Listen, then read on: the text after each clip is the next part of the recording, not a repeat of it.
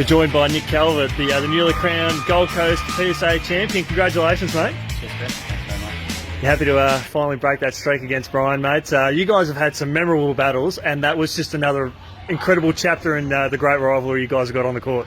Yeah, like, I know we've had a lot of close ones, and he's gotten me in, all of them. So, yeah, I'm happy to get at least one on my belt, and hopefully there'll be more from there, but I'm sure we'll have a lot more battles in the future. So, yeah.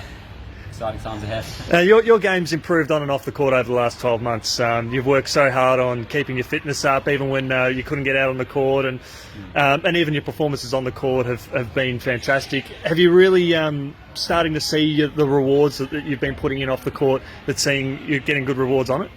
Yeah. I mean, past 2 years really. Like I've been 2-3 years. Like I've been training quite hard, and good to get some results.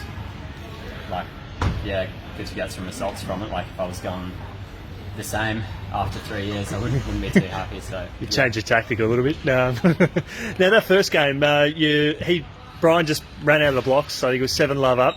Yep. Any doubts in your mind at the time? I know you have a tendency, you get 1 point, they tends to follow with a few more.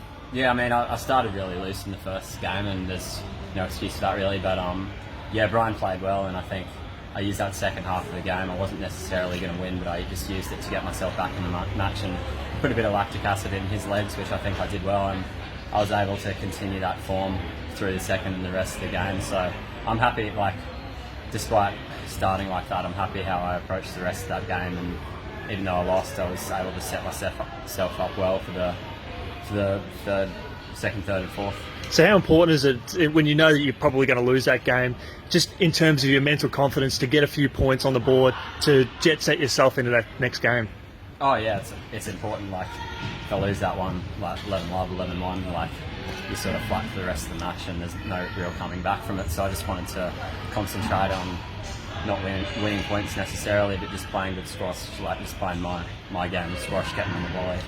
We saw a few straight ones, so yeah, I was happy I was able to do that in the second half and the first. We saw the results there because you came out in the second and third and fourth and played the squash that we know you play really well. And those long rallies, it's as you mentioned, you put that lactic acid in Brian's legs towards the end of that first game.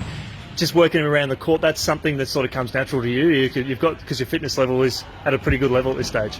Yeah, I'd say that's one of my strengths in my game.